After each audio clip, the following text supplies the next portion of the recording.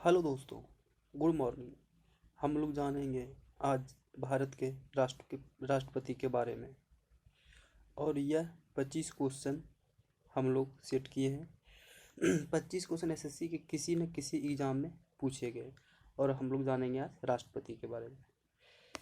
पहला question start करते हैं। भारत सरकार का संवैधानिक अध्यक्ष कौन होता है? ऑप्शन नंबर ए राष्ट्रपति, ऑप्शन नंबर बी प्रधानमंत्री, ऑप्शन नंबर सी मुख्य न्यायाधीश, ऑप्शन नंबर सी महान्यायवादी। इसका सही आंसर है ऑप्शन नंबर ए राष्ट्रपति। क्वेश्चन हम लोग पहले सेट कर लेते हैं। इसका सही आंसर है राष्ट्रपति। इससे दो क्वेश्चन निकलता है। अनुच्छेद 53 के 1 के अनुसार भारत का संवैधानिक अध्यक्ष राष्ट्रपति होते हैं और संघ की कार्यपालिका शक्ति राष्ट्रपति में निहित होते हैं। बात करेंगे हम लोग क्वेश्चन 2 पे। भारत के राष्ट्रपति के पद को भरने के लिए निर्वाचन का आयोजन निम्नलिखित में से कौन करता है? ऑप्शन नंबर ए राष्ट्रपति, ऑप्शन नंबर बी निर्वाचन आयोग, ऑप्शन नंबर सी मुख्य न्यायमूर्ति, option number C attorney of general. इसका आंसर होगा ऑप्शन नंबर बी निर्वाचन आयोग। इस क्वेश्चन को हम लोग पूरा सॉल्यूशन देखेंगे राकेश यादव पब्लिकेशन रिजल्ट्स में, तो इससे एक क्वेश्चन निकलता है। अनुच्छेद 324 में निहित भारतीय निर्वाचन आयोग की देखरेख में राष्ट्रपति, उपराष्ट्रपति, संसदीय और राज्य विधानमंडल चुनाव संपन्न कराए जाते हैं। अब क्वेश्चन नेक्स्ट की बात करेंगे। क्वेश्चन नंबर 3, भारत के राष्ट्रपति का निर्वाचन करने के लिए निर्वाचन मंडल के निम्नलिखित में से कौन शामिल होते हैं? ऑप्शन नंबर ए सभी राज्य के विधानमंडलों को निर्वाचित सदस्य, ऑप्शन नंबर बी लोकसभा तथा राज्य की विधानसभाओं के सदस्य, option number C Lok Sabha, Rajya Sabha तथा सभी राज्य की विधानसभाओं को निर्वाचित सदस्य, ऑप्शन नंबर डी राज्यसभा तथा राज्य विधानमंडलों को निर्वाचित सदस्य। इसका ऑप्शन सही होगा ऑप्शन नंबर सी, 3 का सी, लोकसभा, राज्यसभा तथा सभी राज्यों की विधानसभाओं के निर्वाचित सदस्य। Option number 3। क्वेश्चन 3 के बारे में और विश्लेषण जानकारी लेंगे। अनुच्छेद 54 में राष्ट्रपति के चुनाव की व्याख्या करता है। अनुच्छेद 54 में राष्ट्रपति की चुनाव की व्याख्या करते हैं। राष्ट्रपति चुनाव में कोई भी मनोनीत सदस्य भाग नहीं लेते हैं। राष्ट्रपति के चुनाव में कोई भी मनोनीत सदस्य भाग नहीं लेते। राष्ट्रपति चुनाव में 2 केंद्र शासक प्रदेश भाग लेते हैं, जो कि दिल्ली और पुडुचेरी है। क्वेश्चन नंबर 4 पे हम लोग आएंगे। भारत के राष्ट्रपति के चुनाव में जीतने वाले प्रत्याशी को प्राप्त करना चाहिए। ऑप्शन नंबर डाले गए मतों का अधिकांश, डाले गए मतों का 66%, डाले गए मतों का 50%, 50% से अधिक और डाले गए कुल मतों का बहुमत। इसका आंसर होगा डी नंबर, 50% अधिक और डाले गए कुल मतों का बहुमत। ये सब जितना भी क्वेश्चन है सारा SSC, CGL, CPO, MTS, CHSL सारे एग्जाम में कोई ना कोई एग्जाम में सारे क्वेश्चन आए हुए हैं। आप राकेश यादव का पब्लिक रिलेशंस पब्लिकेशन में आप देख सकते हैं। चैप्टर का नाम है संघ की कार्यपालिका, चैप्टर नंबर 6 का। तो हम लोग क्वेश्चन नंबर 4 का विश्लेषण जानेंगे। राष्ट्रपति के चुनाव अनुच्छेद 54 के अंतर्गत होता है। राष्ट्रपति के चुनाव अनुच्छेद 54 के अंतर्गत होता है और अनुपातिक प्रतिनिधित्व पद्धति के अनुसार होता है और एकल संक्रमणीय मत प्रणाली द्वारा संपन्न होता है। क्वेश्चन नंबर 5 पे हम लोग बात करेंगे। संविधान का अनुच्छेद 60 संविधान का अनुच्छेद 60 संदर्भित है 60 संदर्भित है। ऑप्शन नंबर ए भारत के राष्ट्रपति का चुनाव, राष्ट्रपति की शपथ, राष्ट्रपति पर महाभियोग, भारत का उपराष्ट्रपति। भारत के राष्ट्रपति का चुनाव ए, 5 का ए। इसका विश्लेषण हम लोग जानेंगे। अनुच्छेद 60 में राष्ट्रपति द्वारा शपथ ग्रहण का उल्लेख है। अनुच्छेद 60 में राष्ट्रपति द्वारा शपथ ग्रहण का उल्लेख है।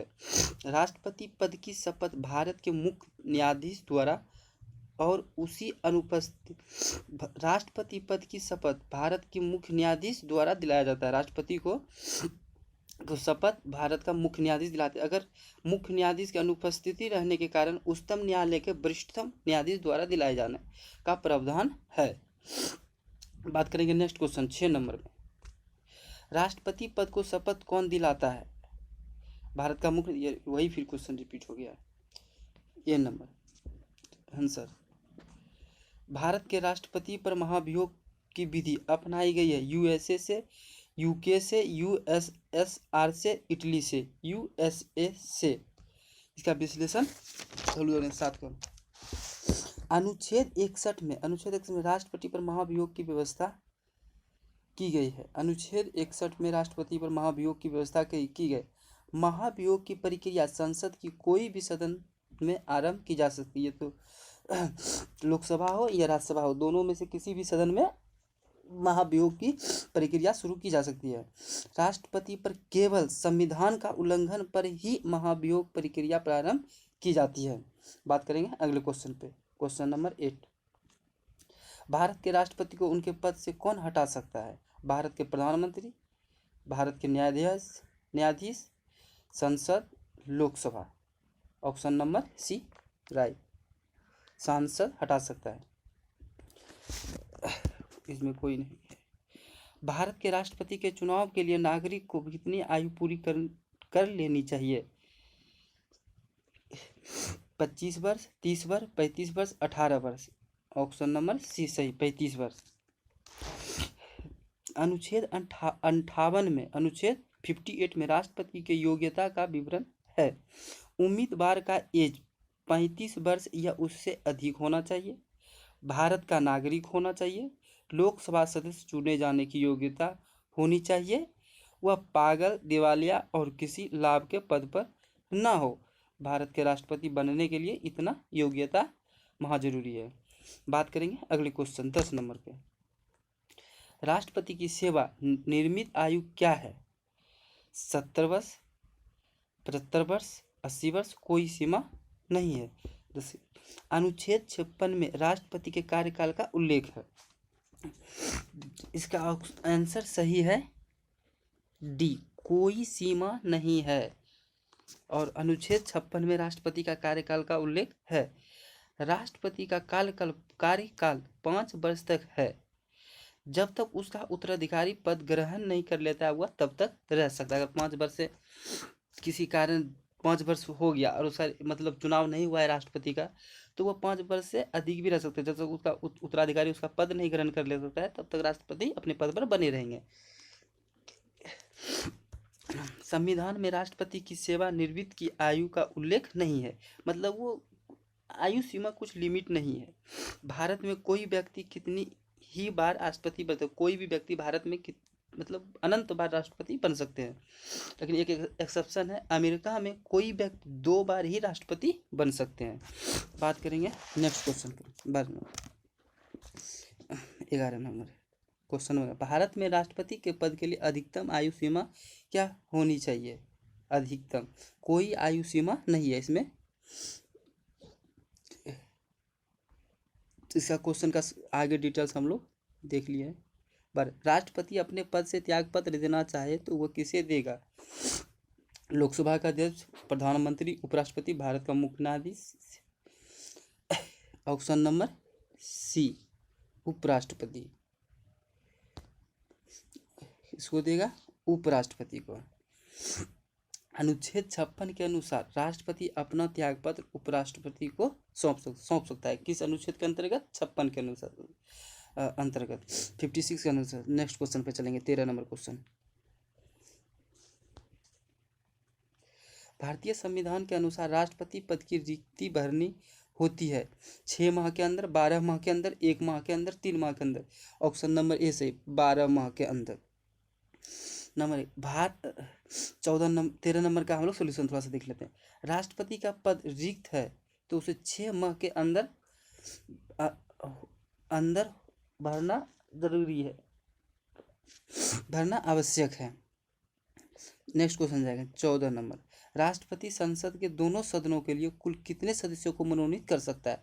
14 सदस्यों को, 16 सदस्यों को, 10 सदस्यों को, 12 सदस्यों को। ऑप्शन नंबर ए 14 सदस्यों को। 14 नंबर क्वेश्चन का कुछ हम लोग सॉल्यूशन देख लेते हैं।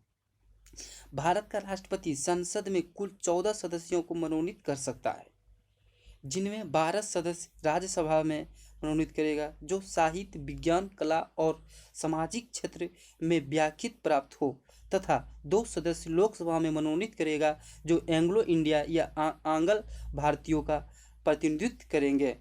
क्वेश्चन नंबर 15 पे चलेंगे हम लोग। निम्नलिखित में से कौन देश का रक्षा बलों का सर्वोच्च सेनापति होता है? ऑप्शन नंबर ए रक्षा मंत्री, ऑप्शन नंबर बी प्रधानमंत्री, ऑप्शन नंबर सी तीनों सेनाओं का वरिष्ठ, ऑप्शन नंबर डी राष्ट्रपति। 15 का डी आंसर होगा, डी राष्ट्रपति। तीनों सेना का प्रमुख कौन होता है? राष्ट्रपति। इसका कुछ विश्लेषण हम लोग देख लेते हैं। 15 नंबर, राष्ट्रपति राष्ट्र का प्रमुख तो होता है, इन्हें विधि का विधेयता भी कहा जाता है राष्ट्रपति को, और थल, जल और वायु सेना का प्रमुख भी होता है राष्ट्रपति। नेक्स्ट क्वेश्चन 16 नंबर, संघ सरकार के राजपत्रित अधिकारी की नियुक्ति और उन्हें सेवा में मुक्त कौन करता है? भारत का राष्ट्रपति, भारत का प्रधानमंत्री, भारत का गृह मंत्री, भारत का वित्त मंत्री, भारत का राष्ट्रपति। ये नंबर सही। क्वेश्चन नंबर 17, निम्नलिखित में से कौन सी नियुक्ति राष्ट्रपति के द्वारा नहीं की जाती? लोकसभा का अध्यक्ष, भारत का मुख्य न्यायाधीश, वायुसेना का अध्यक्ष, थल सेना का अध्यक्ष।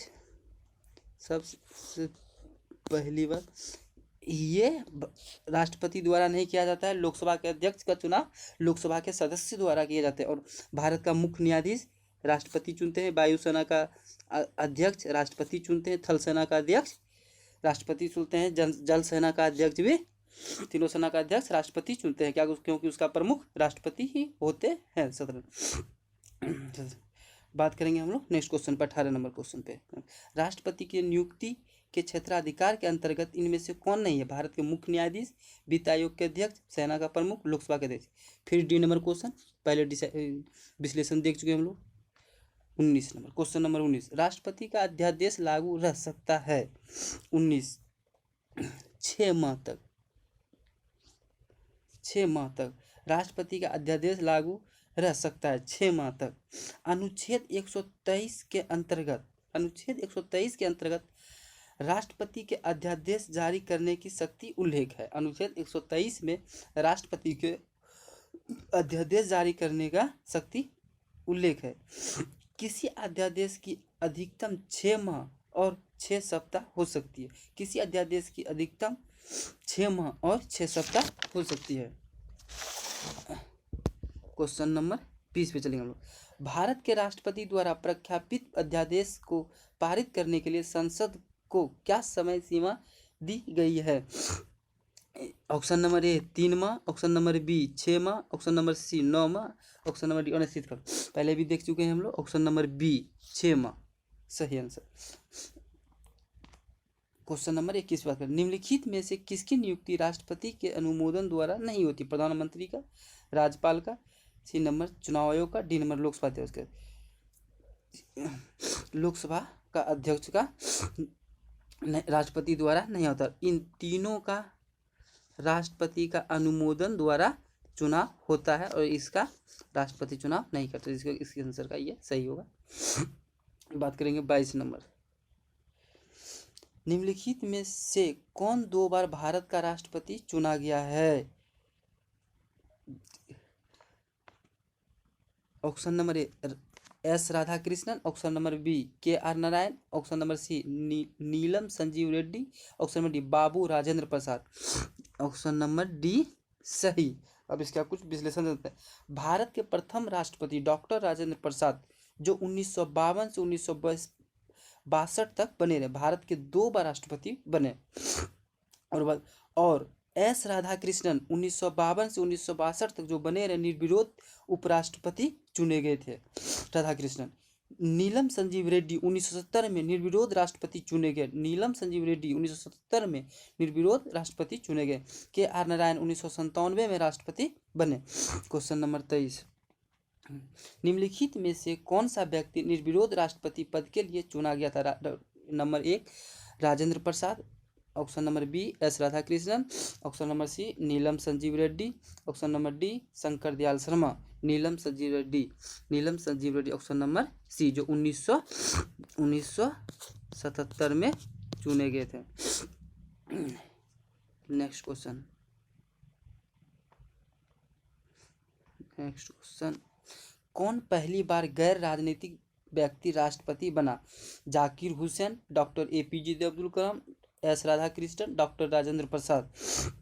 कुछ विशेष, doctor Rajendra Prasad, D number answer सही। भारत के पहले गैर राजनीतिक राष्ट्रपति डॉक्टर APJ अब्दुल कलाम 2002 में राष्ट्रपति बने। इन्हें मिसाइल मैन के नाम से भी जाना जाता है।